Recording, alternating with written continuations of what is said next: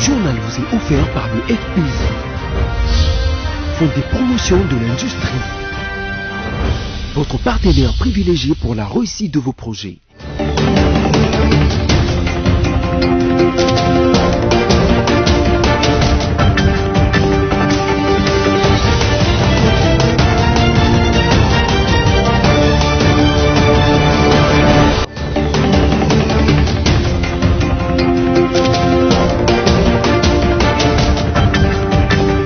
Mesdames, Messieurs, bienvenue à cette édition rétrospective dont voici le sommaire. Le procès dit de 100 jours a pris une vitesse de croisière à l'image de la 4e audience foraine qui s'est tenue jeudi 4 juin 2020 à la prison centrale de Makala où plusieurs témoins ont défilé devant les juges au sujet de leur implication ou non dans la gestion de fonds alloués au programme d'urgence le 100 premiers jours du chef de l'État. En attendant, l'audience est renvoyée au 11 juin prochain. Le nouveau procureur général près la Cour constitutionnelle, Jean-Paul Mukolo Kokesha, a prêté serment devant le président de la République, Félix-Antoine Tshisekedi Tshilombo, ainsi que devant les deux chambres du Parlement réunies le 2 juin 2020. Une page noire dans ce journal, le secrétaire permanent du parti lumumbiste unifié Palu Lugi Kizenga est décédé cette semaine de suite d'une courte maladie.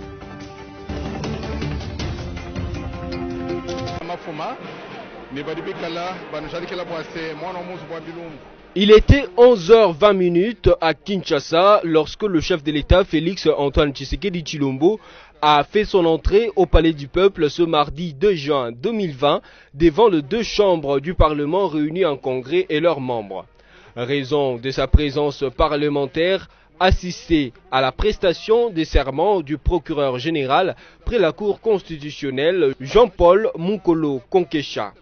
Avant de se rendre à la grande salle, le président de la République Félix-Antoine Tshisekedi Tshilombo a pris une photo de famille.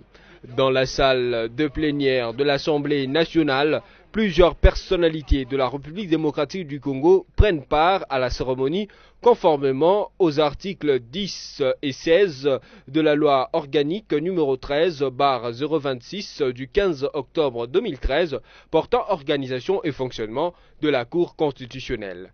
Jean-Paul Mukolo a juré solennellement devant le président de la République, les présidents de deux chambres du Parlement réunis et les membres respectifs de services du pays. Je jure de respecter la Constitution et les lois de la République démocratique du Congo, de remplir loyalement et fidèlement, avec dignité et honneur, les fonctions qui me sont confiées.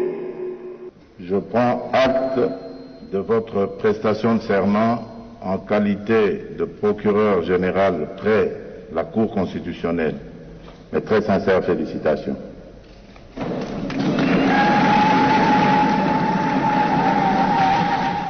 « 11h45, fin de la cérémonie de prestation de serment du procureur général près la Cour constitutionnelle Jean-Paul Mukolo Kokesha. Rappelons que 4 mois après sa nomination, Jean-Paul Mukolo Kokesha entre en fonction officiellement ce mardi 2 juin 2020.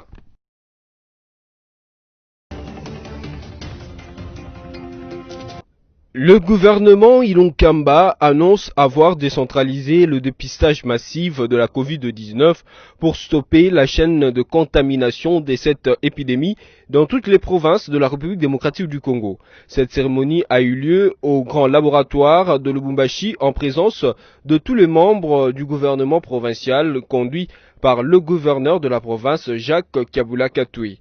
Ce matériel va permettre de renforcer la lutte contre la pandémie du Covid-19. Il y a eu beaucoup de réclamations parce que les tests et dépistages étaient centralisés au niveau de Kinshasa et ça prenait, quand on a décidé de vivre, beaucoup de temps. On va voir que ça arrive à destination. Donc il a été décidé, le gouvernement a décidé de décentraliser.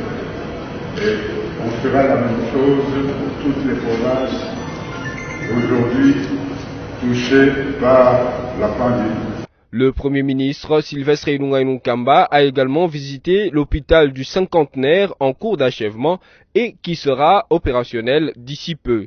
Il avait promis lors de son intervention sur l'évolution de la pandémie à Covid-19 devant les deux chambres du Parlement que son gouvernement s'est organisé pour une décentralisation de la riposte contre la Covid-19. C'est ainsi que toutes les provinces déjà affectées par cette pandémie seront approvisionnées en kits de dépistage rapide afin de protéger la population. Le docteur Mouniangui devrait rapidement présenter son dossier à la dite commission de reste placée sous la tutelle du ministère de la Recherche scientifique et innovation technologique afin de procéder éventuellement aux essais cliniques. Le docteur congolais Jérôme Mouniangui affirmait avoir avancé dans ses recherches dans les domaines pharmaceutiques, plus précisément sur l'artémisia, cette plante qui fait partie des solutions Covid organiques découvertes au Madagascar. Mais pour lui, le remède malgache devrait faire encore objet des recherches scientifiques et des essais cliniques. Depuis sa réception par le chef de l'État, Dr Mouniangui soutenait que, pour prouver les rapports entre l'artémisia et la Covid-19, la RDC doit commencer par un essai clinique qui respecte les normes CDC Africa et OMS. La commission Félix Tshisekedi scientifique, composée notamment des experts de l'INRB, du gouvernement et de la task force de la présidence de la République, avait été mise en place afin de gérer la riposte contre le coronavirus sur base des solutions congolaises. L'Organisation mondiale de la santé et ses partenaires, à savoir ECHO et Gavi, ont remis les équipements à l'équipe de riposte pour renforcer la lutte contre les coronavirus en République démocratique du Congo, en particulier pour les zones de santé fortement touchées. Il s'agit notamment des 50 motos neuves, 100 casques, 136 mégaphones avec 100 000 piles pour la sensibilisation, 200 tablettes tactiles, 200 batteries externes et 20 laptops, incluant 35 modems pour une gestion efficace des alertes et transmission rapide des données par les zones de santé. Lors de cette cérémonie des remises officielles dans l'enceinte de l'INRB, le secrétaire général à la santé, le Dr Sylvain Yuma Ramazani, a remercié l'OMS et ses partenaires et a réaffirmé la volonté du ministère de la Santé et du gouvernement central de poursuivre son objectif dans la décentralisation des activités de la riposte au niveau des zones de santé. Le docteur Jean-Jacques Tanfo Mouyembe a à son tour salué les efforts de leurs partenaires, particulièrement de l'OMS, ECHO et Gavi, qui sont mobilisés à aider l'équipe de la riposte. Signalons que la ville de Kinshasa reste la plus touchée avec 2761 cas, suivi des provinces du Congo central, Nord Kivu, Sud Kivu, Haut-Katanga, Ituri, Kwilu et les Kwango. Les plaidoiries dans le procès dit de 100 jours débutent le jeudi 11 juin 2020. C'est ce qu'ont décidé les juges à l'issue de la 4e audience foraine tenue pendant plus de 10 heures à la prison centrale de Makala le jeudi 4 juin 2020. Au cours de cette dernière audience, plusieurs témoins ont défilé devant les juges pour répondre aux questions au sujet de leur implication ou non dans la gestion de fonds destinés aux travaux du programme d'urgence de 100 jours du chef de l'État Félix Tshisekedi. Les trois prévenus, à savoir Vital Kamerhe, Sami Jamal et Janou Moulima, ont tenté de se défendre tant bien que mal. Rappelons qu'ils sont poursuivis au sujet des détournements présumés de fonds alloués au programme d'urgence de 100 jours du chef de l'État. Depuis plusieurs semaines maintenant, les Congolais de partout à travers le monde suivent avec intérêt ce procès qui pour beaucoup est un élément majeur dans l'instauration de l'état de droit en République démocratique du Congo, comme le veut le président de la République. Le tribunal de grande instance de Kalamou a rejeté lundi 1er juin 2020 la demande de liberté provisoire de l'évêque Pascal Mukuna. C'est ce qu'a annoncé Jean-Claude Katende, membre de l'éveil patriotique. Cette demande de liberté provisoire avait été sollicitée vendredi 29 mai 2020 lors du procès à huis clos tenu à la prison centrale de Makala. La prochaine audience est prévue pour le 5 juin prochain. Pour rappel, l'évêque Pascal Mukuna est à la prison de Makala depuis jeudi 29 mai 2020 pour viol, détention illicite de documents et menaces de mort contre la plaignante Mami Chibola.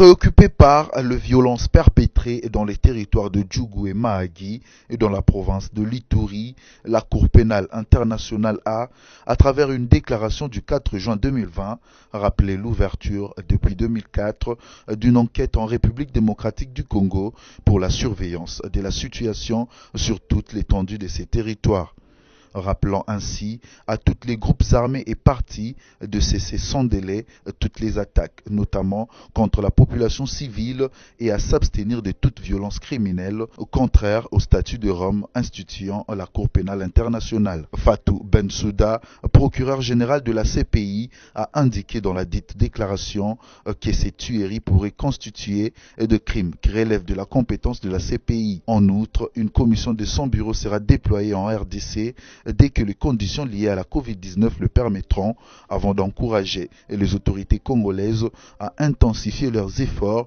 pour que des enquêtes véritables soient menées. Les provinces de l'Ituri fait depuis 2017 l'objet de nombreuses attaques meurtrières comme les mutilations de civils, les enlèvements, l'exaction, les crimes sexuels, les pillages et destruction des propriétés privées et publiques.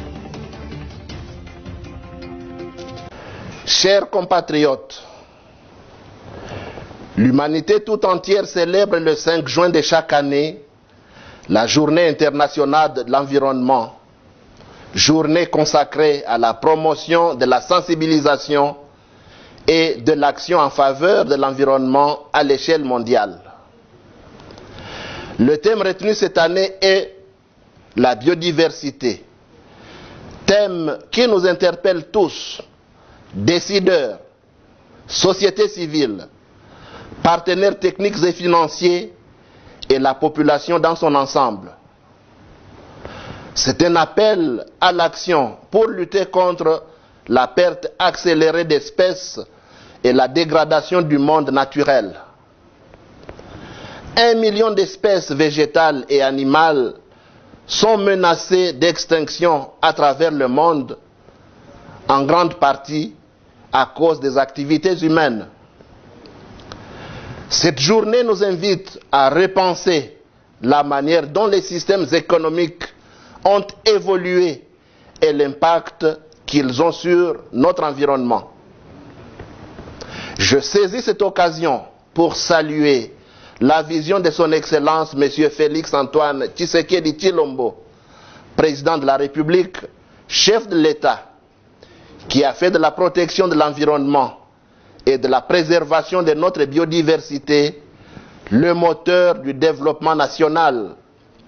Vision matérialisée dans le programme d'action du gouvernement de la République que conduit son Excellence Sylvestre Ilunga Ilunkamba, Premier ministre, chef du gouvernement. Mes chers compatriotes, pays de méga biodiversité, avec plus de 10 000 espèces endogènes, la République démocratique du Congo figure parmi les plus riches du continent en termes de ressources naturelles, tant renouvelables que non renouvelables. L'abondance des ressources naturelles et la grande étendue du pays constituent la base d'un développement durable. Les eaux, les terres, la flore et la faune sont autant de ressources naturelles renouvelables qui concourent au développement. Sans oublier que la nature a fait de la République démocratique du Congo notre pays dépositaire de 47% des forêts du continent, lui conférant ainsi une responsabilité majeure face aux enjeux de survie de notre planète.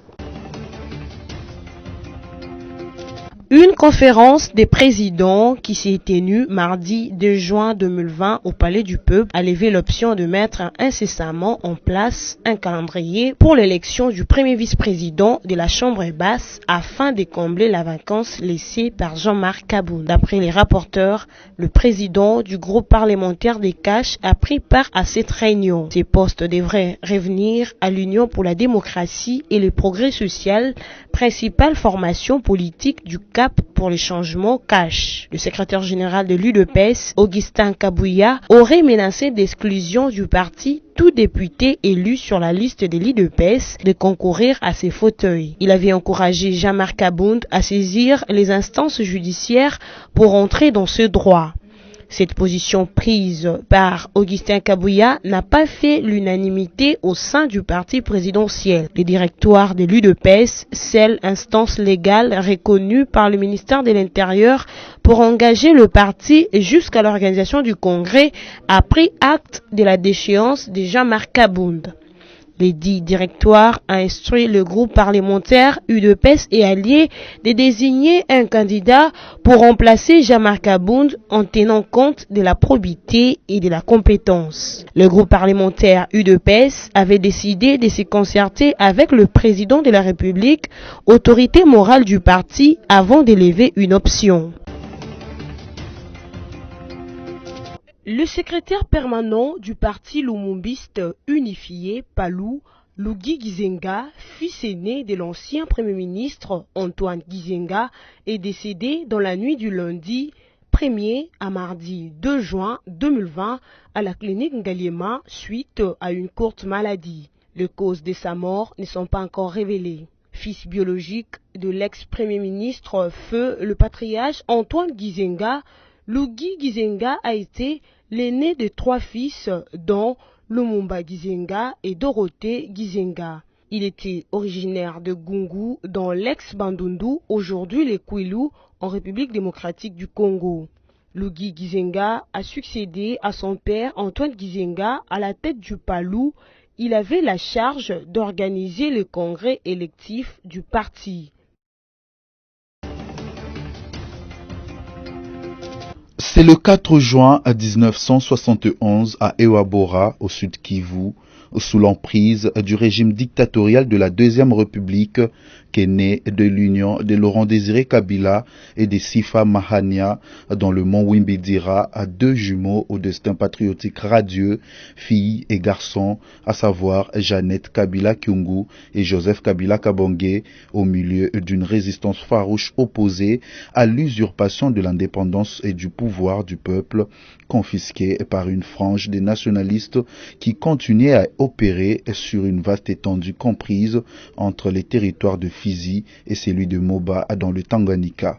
L'un des jumeaux et le plus âgé des garçons de Laurent Désiré Kabila, figure emblématique de la révolution du 17 mai, Joseph Kabila Kabonge, deviendra plus tard le père de la démocratie congolaise grâce à l'alternance pacifique du pouvoir avec son successeur Félix Antoine Tshisekedi Tshilombo en 2019. Formé en faculté de droit et au métier des armes à l'Académie militaire en Chine, c'est le 16 janvier 2001 qu'il deviendra président de la République, parachevant ainsi l'œuvre de Musée Laurent Désiré Kabila. Façonné par son père, il dirige le front de la libération de la ville de Kisangani, prenant ainsi part à toutes les tractations diplomatiques avant l'assaut final de l'Alliance des forces démocratiques pour la libération du Congo, AFDL. C'est dans l'ombre du père que le fils est l'un des artisans de la libération du 17 mai, date à laquelle le pays redevient République démocratique du Congo. Une République démocratique du Congo libre, il faudrait alors penser à la relève pour assurer la continuité du courant nationaliste hérité de Patrice Emery Lumumba. C'est ainsi que Joseph Kabila sera délégué par son père en Chine pour perfectionner son art militaire, gage d'un commandement militaire assuré, ce qui sera le cas en août 1898 lors de la dissidence des troupes rwandaises et ougandaises qui ont concouru à la libération du Congo. Le destin rappela le natif de Ewabora à prêter main forte à son père, dédiant à nouveau sa jeunesse au service patriotique jusqu'au 16 janvier où Musée Laurent Désiré Kabila fut sauvagement abattu dans son bureau de travail. Il prend l'engagement de défendre l'intégrité territoriale de la RDC lors de sa prestation de serment le 26 janvier 2001 après de dignes obsèques de son père. Âgé de 29 ans, Joseph Kabila a prometté dans son discours de réunifier et de pacifier l'ensemble du territoire national, de normaliser la gouvernance en passant un contrat social avec le peuple congolais à travers une constitution validée par référendum, de démocratiser les institutions à travers l'organisation des élections, de relancer l'économie, de reconstruire le pays et de moderniser les infrastructures. Toutes ces promesses ne pouvaient être tenues que si, en même temps, l'Eldorado congolais était sous la protection d'une armée dissuasive à même de veiller à l'intangibilité des frontières nationales. Joseph Kabila, 4e président de la République démocratique du Congo, est sans conteste un homme d'exception qui a su imprimer sa marque à la destinée de son pays. L'homme a toujours gardé le regard rivé sur des nobles objectifs, et ce, malgré un tourbillon de médisances et de diffamations orchestrées par certaines mauvaises langues. 47 ans, il est resté fidèle à lui-même et à l'idéal qui le guide. Il a tenu sa parole d'organiser le 3e cycle électoral sans en être candidat, ce qui est une grande exception en Afrique centrale où le chef d'État joue le tout pour se maintenir au pouvoir. Et c'est ainsi que l'histoire retiendra de lui une volonté politique inédite en passant de ses propres mains le flambeau à son successeur. Heureux anniversaire à Monsieur le Président de la République honoraire. Initialement programmé pour de travaux d'assainissement dans le cadre de Kinbopeto, le marché Kalembelembe dans la commune de Lingwala va dans très peu de temps revêtir sa plus belle robe, et ce, tout en respectant les conditions sanitaires. Ouais, donc à partir déjà le 25 juin, déjà tout commence déjà à Kabola Bamesa. C'est-à-dire jusqu'au 5 ou 10, on peut commencer déjà à faire des activités commerciales. Toujours ça, l'effort que na Wenze Mutakoya Penza ko CPLA. Tout ça, on a 25 personnes uniquement pour la salubrité à marché, Kalembelembe. Puis, tout ça, l'équipe pour s'occuper juste de la toilette. C'est-à-dire que tout ça, on a 18 toilettes, 18 portes dans la station sanitaire Nabiso. C'est-à-dire que ça sera bon, tout ça, là, que nous sommes à Penza à CPLA na Yango. Dit par rapport à la période de maladie, la même équipe là, va sensibiliser comment se comporter surtout dans le marché. Et il y a déjà l'équipe de sensibilisation Ezali. Nous avons les équipes des artistes pour la sensibilisation pour la pandémie Covid-19. Nous sommes à cause de la mesa awa, à cause de la obligé, ça veut dire d'obligatoire à respecter les normes. D'abord, il y a propriété. Puis il y a respect entre les vendeurs. Ces marchés vont en outre abriter une catégorie de vendeuses provenant du grand marché de Kinshasa, communément appelé Zando, lequel figure aussi sur la liste d'assainissement du programme Kinbopeto. Le col à Bukumestre et à commune à Lansaki, Ketoya Awa. Nde yango tolukaki batu ya bijoux, batu ya kabelo, batu ya basak, batu ya basapatu, friperie, tolukaki ba fantaisie, ba garantie. Nde poto kokana mwa marché tozali awa na bato ya biloko kolia donc tozwi mpe baplace mpo na bango et puis na bakolo zando oyo tokutaki awa tobombeli bango mpe place mpo na bango deke tozofungula bakozala na place na bango lokola bukumestre ya commune alansaki ketoya awa nde yango oyo tolukaki bato ya bijoux, bato ya kabelo, bato ya basak, bato ya basapatu, friperie, tolukaki ba fantaisie, ba garantie. Nde poto kokana mwa marché tozali awa na bato ya biloko kolia donc tozwi mpe baplace mpo na bango et puis na bakolo zando oyo tokutaki awa tobombeli bango mpe place mpo na bango deke tozofungula bakozala na place na bango. En effet, contrairement à la rumeur qui couvre l'opinion, faisant croire à la vente de ce lieu de négoce, l'autorité urbaine agit dans le souci de mettre ses vendeurs dans des conditions sanitaires et sécuritaires idéales pour la clientèle. Les débuts de travaux de réhabilitation de l'avenue de Libération ex-24 novembre a bel et bien commencé sur le tronçon compris entre Bambolé et l'arrêt Petit Pont englobant 2 communes, notamment Bandalungwa et Ngiringiri. Pour mener ce travaux au bout, cet artère a été confié à l'Office de voirie et drainage OVD afin de réhabiliter une fois pour toutes cette route d'une importance capitale qui était délabrée depuis quelques mois. Approchée par la rédaction des BSC-TV, la population dit être satisfaite par cet acte combien bénéfique et souhaite que l'EVD puisse asphalter cette route et aussi curer les caniveaux pour faciliter le passage d'eau.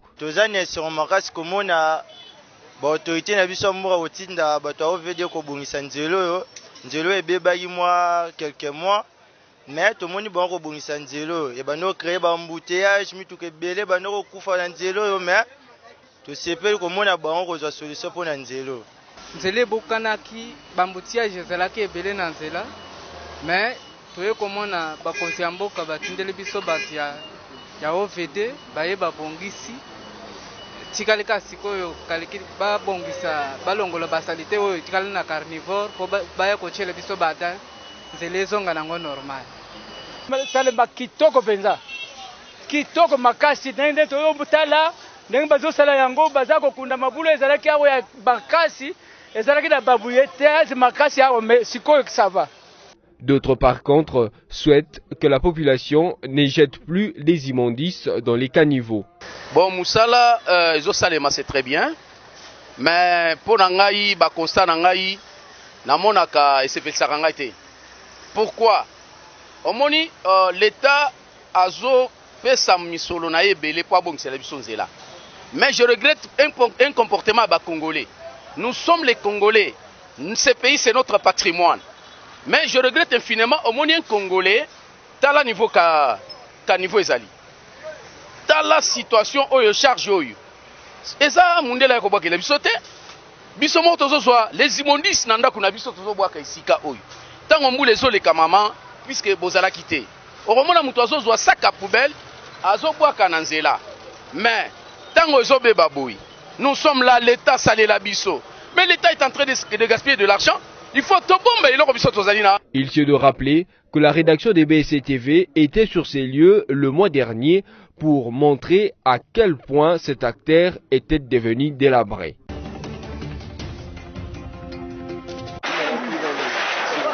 Le décor est apocalyptique sur avenue Founou 1er, dans le quartier Mossala, en commune de Kadoutou, ville de Bukavu. Plus de 70 maisons parties en fumée et plusieurs biens de valeur consumés par le feu. Ce bilan est encore provisoire, à en croire le chef de quartier Mossala qui renseigne que l'évaluation des dégâts continue. Sur le visage de victimes de cet incendie, on peut lire la tristesse et émotion. Sijui niseme nini na mamangu siyamuona kwenye hivi mama siyajua kwenye na sina baba hata mlokuloka gundo haiko hapa sijui naye kwenye iko mpaka hivi siyamuona. Msaada ndio ya muhimu juu uangalie wewe peke kikundi na jambo na familia zenyewe zinapoteza kunitapata donc manaki sijui kwenye ndaelekea na kwenye ndabeba. Il ne se passe plus un mois sans qu'on enregistre au moins un cas d'incendie dans la ville de Bukavu. L'inquiétude est presque permanente. On se demande à qui sera le tour la prochaine fois. Quel quartier va partir en fumée au prochain incendie? Et pourquoi la même histoire se répète-t-elle encore et encore sans qu'on en tire des leçons?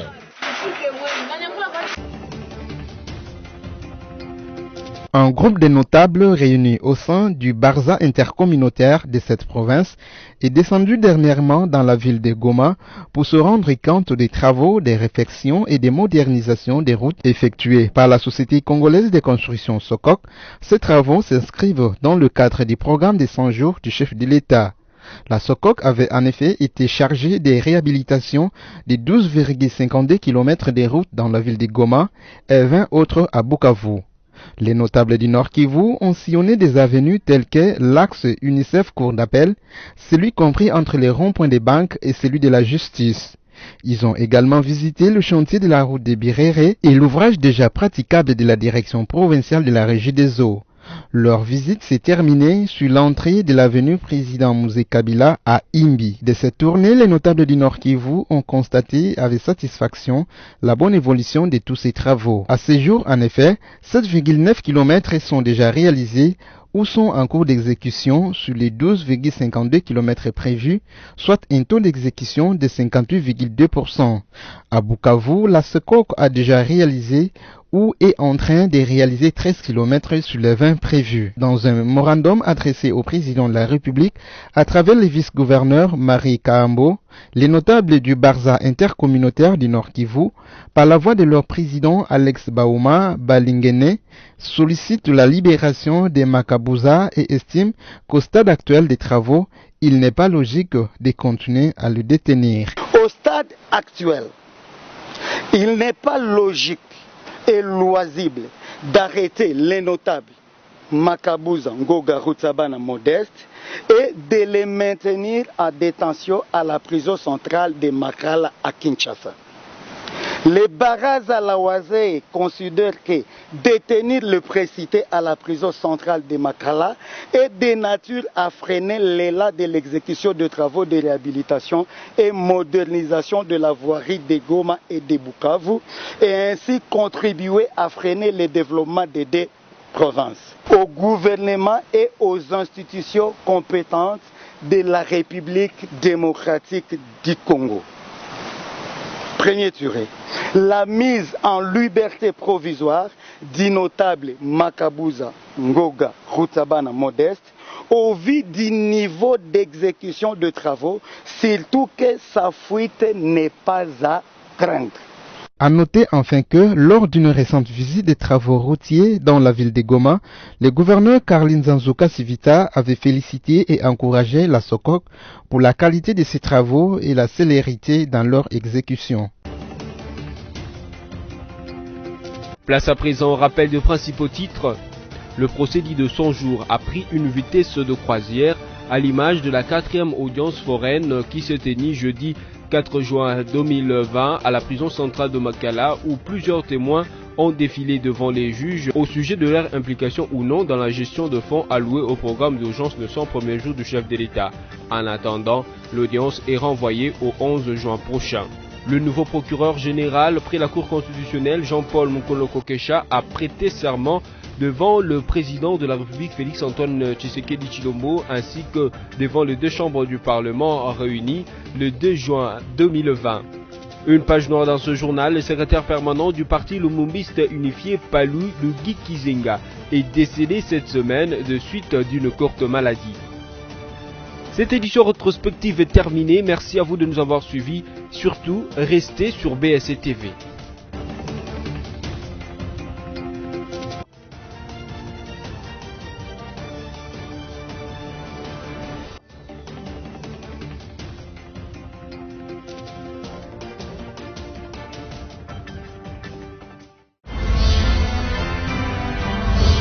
Ce journal vous a été offert par le FPI, Fonds des promotions de l'industrie, votre partenaire privilégié pour la réussite de vos projets.